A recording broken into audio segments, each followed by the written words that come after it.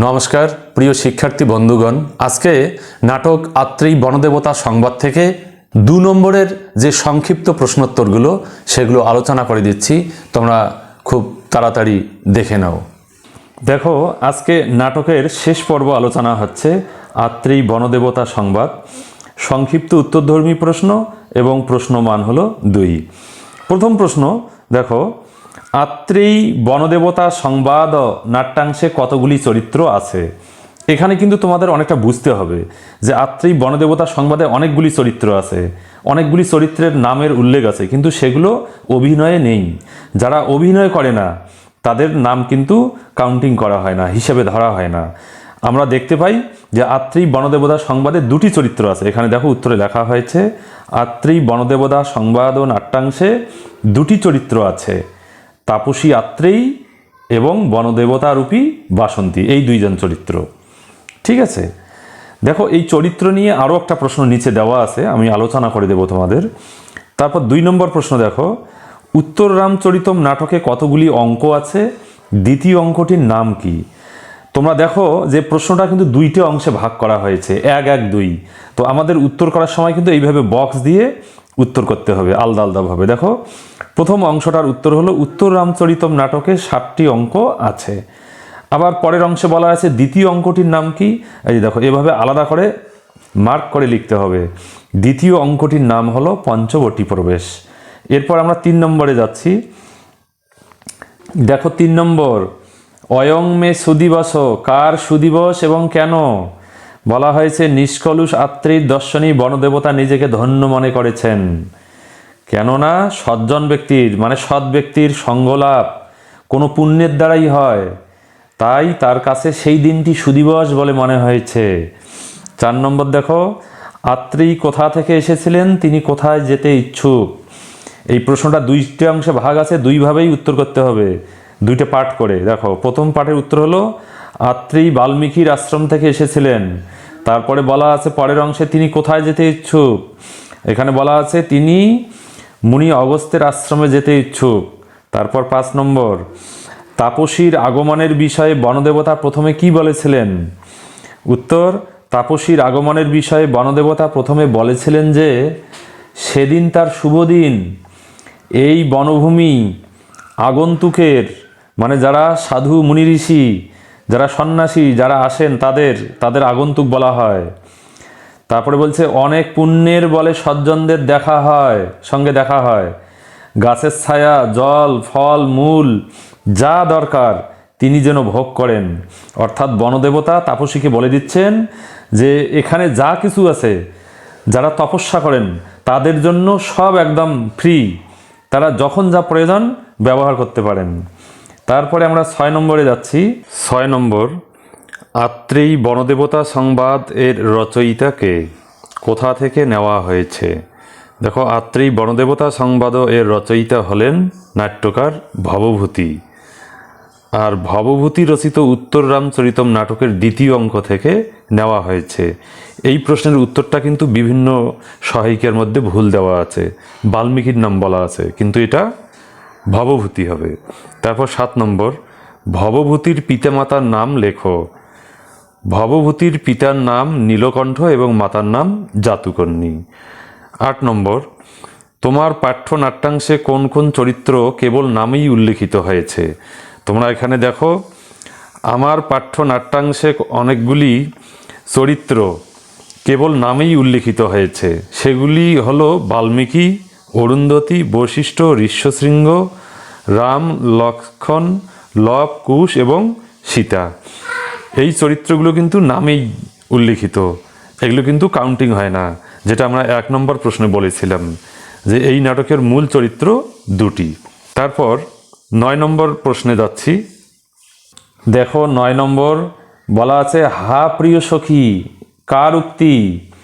প্রিয় সখী পদের দ্বারা কাকে সম্বোধন করা হয়েছে? উত্তরে বলা আছে যে হা প্রিয় সখী, এটি বাসন্তীর উক্তি। তারপরের অংশে বলা আছে প্রিয় সখী পদের দ্বারা কাকে সম্বোধন করা হয়েছে? উত্তর, প্রিয় সখী পদের দ্বারা আত্রেয়ীকে সম্বোধন করা হয়েছে। 10, বেদ কি হত্যা করেছিল? উত্তর, বেদ একটি করুঞ্চকে হত্যা করেছিল। ক্রঞ্চ মানে পাখি, একটা পুরুষ পাখি একটা স্ত্রী পাখি, এটা পুরুষ পাখি। তা দেখে বাল্মীকি কি বলেছিল? এই যে উত্তর দেখো কি বলা হয়েছে। তা দেখে বাল্মীকি বলেছিল, ব্যাত মানে হে নিষাদ, ব্যাত মানে ও ব্যাত ছিল, তুমি এই যে কামমোহিত ক্রঞ্চকে হত্যা করলে, এর ফলে তুমি কোনোদিনই প্রতিষ্ঠা লাভ করতে পারবে না। এটা বাল্মীকি ওই ব্যাতটাকে অভিশাপ দিয়েছিল। তারপর আমরা 11 নম্বর প্রশ্নে যাচ্ছি। রামায়ণের রচয়িতাকে? রামায়ণ কোন ছন্দে রচিত? দেখো, রামায়ণের রচয়িতা হলেন মহর্ষি বাল্মীকি, আর রামায়ণ অনুষ্টুপ ছন্দে রচিত। 12 নম্বর, আত্রেয়ী কার কাছে কি অধ্যয়ন করত? বলা হয়েছে আত্রেয়ী মহর্ষি বাল্মীকির কাছে ত্রয়ী বিদ্যা অধ্যয়ন করত, মানে বেদান্ত বিদ্যা, বেদ বিদ্যা।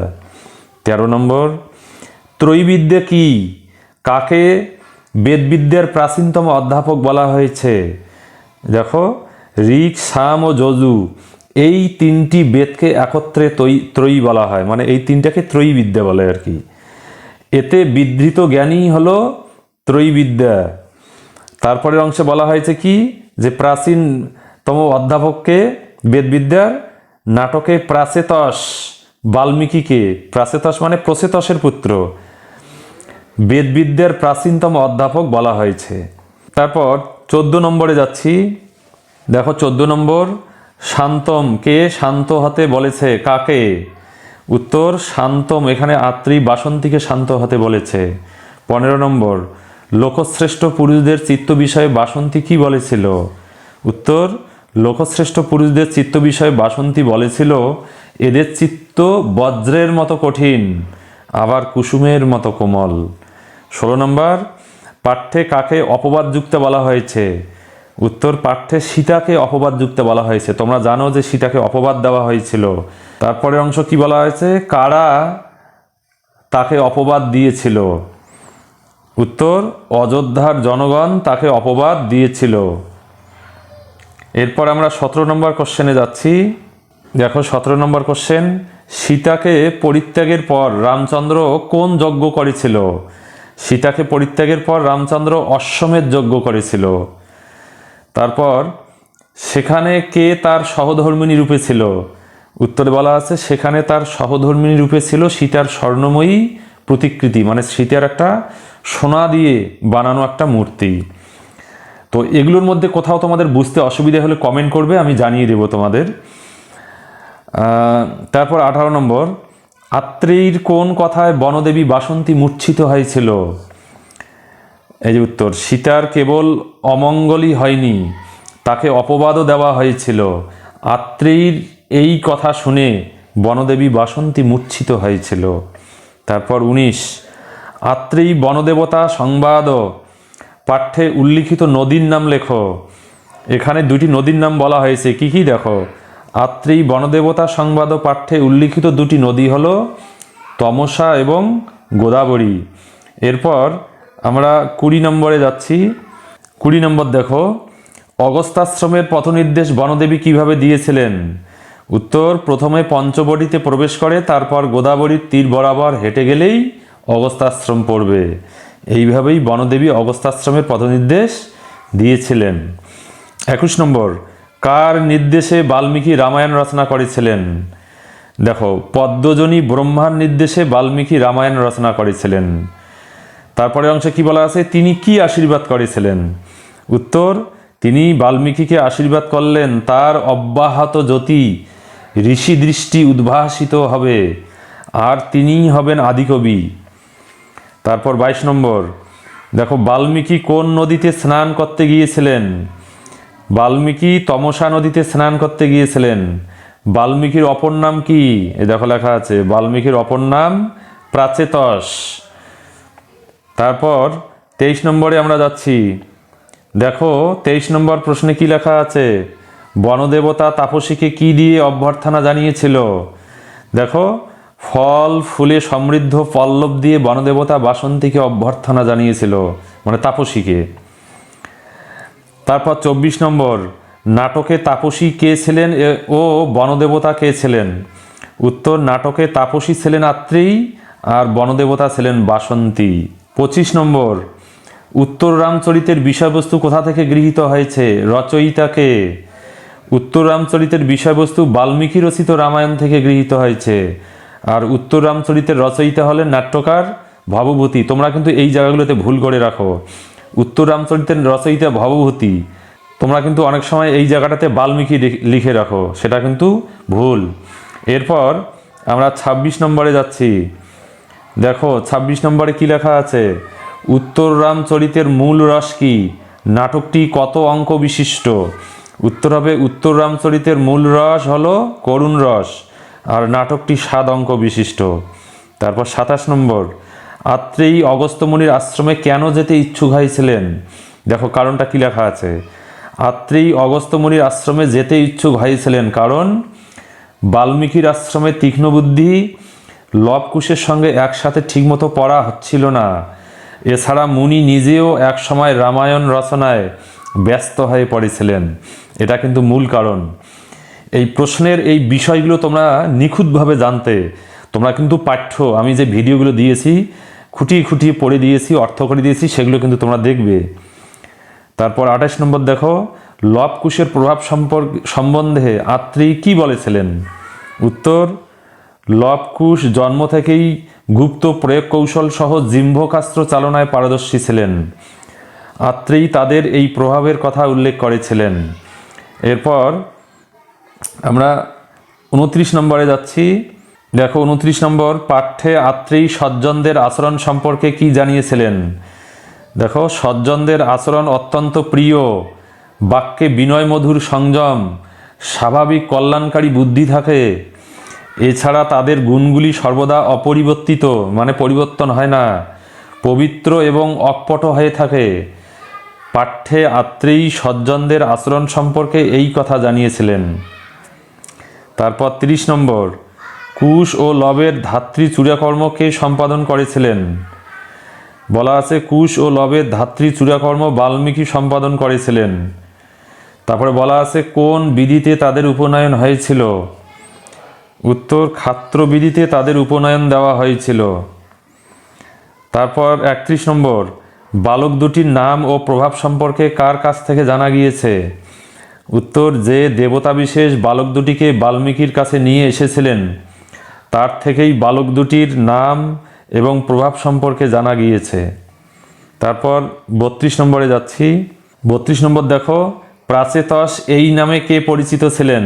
তোমরা এটা জানো যে প্রাচেতস হলেন প্রচেতসের পুত্র, বাল্মীকি সেই নামে পরিচিত ছিলেন। তারপরের অংশে কি বলা আছে? তার কাছে কে দুটি বালককে নিয়ে এসেছিলেন? উত্তর, বাল্মীকির কাছে কোনো এক দেবতা বিশেষ দুটি বালককে নিয়ে এসেছিলেন।